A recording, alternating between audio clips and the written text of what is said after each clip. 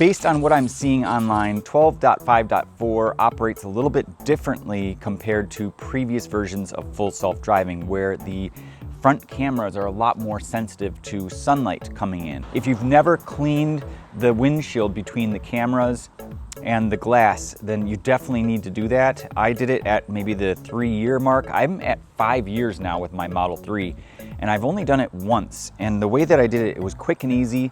I just used a spatula and I used a little microfiber. This is one of those cloths that you use to kind of clean your glasses, or actually when you get a Tesla, at least back in 2019, it would come, your car would come with one of these. So I just wedged this in between like this and went up and slid it to kind of clean the glass. However, there is a way to remove the cover so you get full access to that using a wedge. I'm gonna try that here today, and we can take a look at my car. It's pretty clean as it is. So I highly doubt that this sunlight issue was related to dirty glass.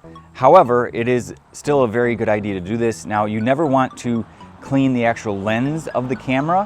However, I'm going to be inspecting that very closely to see what type of varnish or residue is on the cameras themselves after I get it open here. So let's check it out. I'm gonna use this tool here and try to pry open the cover underneath and try to get in there to clean. Now, there's no screws at all on this unit, so it is completely secured with a clip. There we go. Did you hear that? That was the clip coming undone. There's a lot of stuff in there, but you can see the metal clip right there. That's what just came loose. So we need that to come loose on the other side, and we need to be very careful because there's some cover right here that's actually right up against the windshield. What I'm gonna do is grab it from this other side here. Just pull down very slowly. Hopefully it'll make a snap noise. Come on. There we go. Okay, two snap noises, and now we're getting really close now. So there's some extra stuff. It looks like it's screwed. There's actually a screw right there, but you're gonna wanna take some small card that you have. A credit card is probably too thick, and you're gonna wanna wedge it inside of here just to get an opening. And then what I found works is that you can take your wedge, and now that you've got a gap in there, you can squeeze that in there.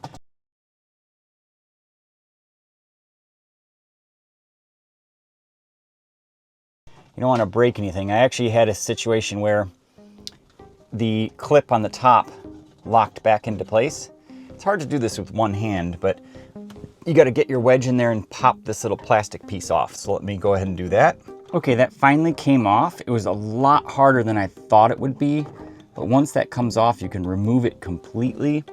The next step is to take this and to rotate it counterclockwise to remove it.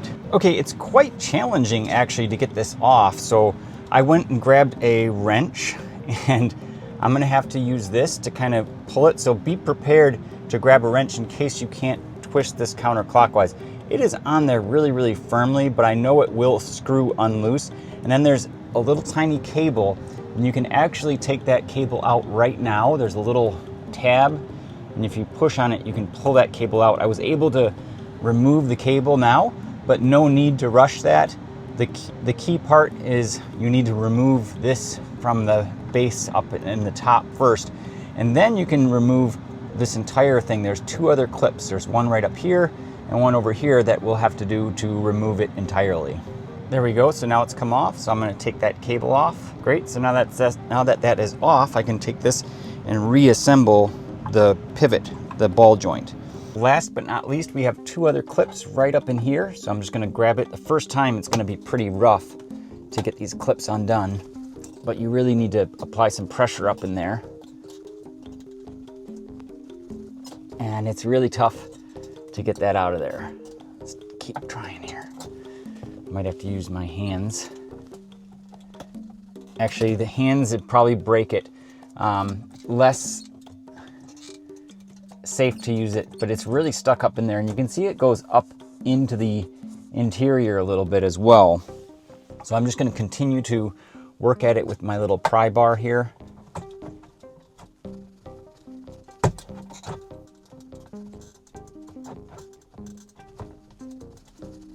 There we go. Just heard a metal on metal, so don't be afraid of that sound. It's not breaking anything, but it is coming up against the trim up there a little bit. So let's get it on the other side as well. All right, and come on up into here and just use this as gently, as carefully as we possibly can.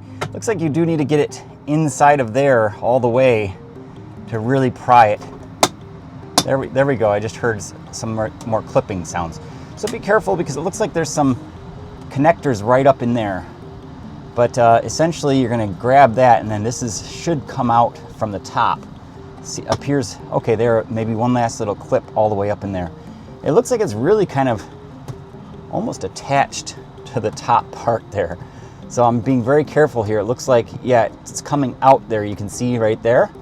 So you're gonna wanna bend it all the way because it's got a little lip on it. And if I be very careful here, you can see, wow, that lip is pretty large. So it was really tucked up in there good. And we've got one cable up in here to now take a close look at to see how we're gonna remove that. That is for the in-cabin camera. Take a look all the way over on this side. Looks like there's a release button right there that we can press down to remove that. So let's go ahead and do that. That little release lever pops up and it looks like you slide that entire release tab out, and then there's a small little latch all the way deep inside of there that allows that connector to come out.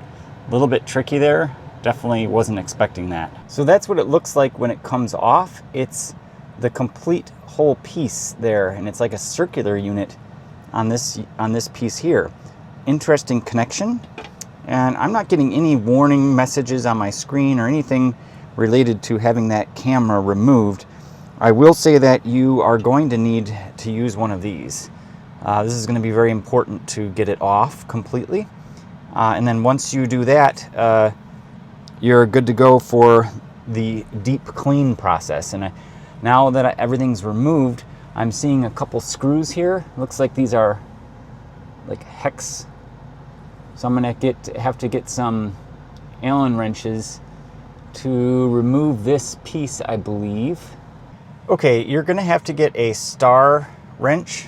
Let's see if I can get this to focus. I'm not sure what actually it is. Hopefully you have like a multi-kit so you can figure it out exactly what it is. But as you remove this, you can see it's already starting to loosen that front area. That's exactly what we want. So I'm just going to remove this screw on the left, and then I'm going to remove the screw on the right, and we're going to see what that gives us access to.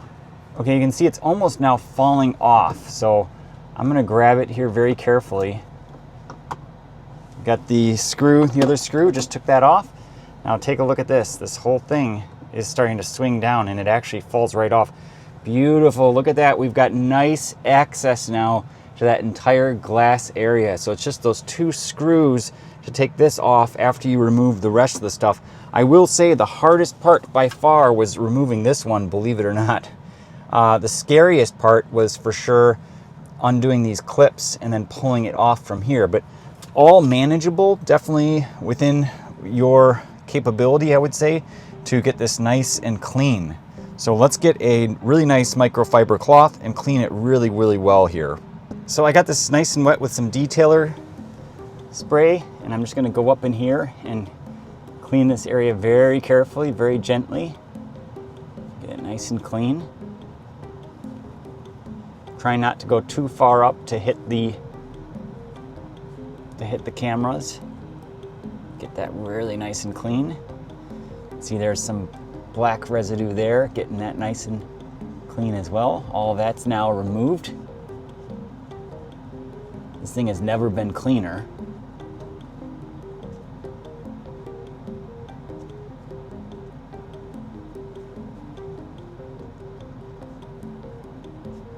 Great. Now let's see if we can take a look at the cameras, if there's any way to find out if these cameras are foggy. So a little bit tricky to get up in there. Let me see if I can get a really good view of this.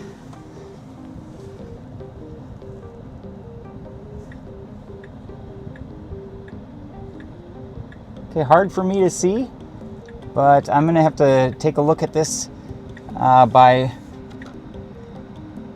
kind of going back and looking at this video. I'm gonna refocus here, zoom in,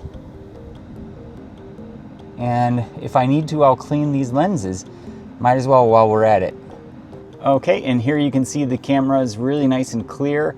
Just gonna tap to focus here and take a look, and we're gonna do our best to zoom in, and hopefully this is clear enough. I don't know, I'm very cautious to actually clean the surface of the cameras.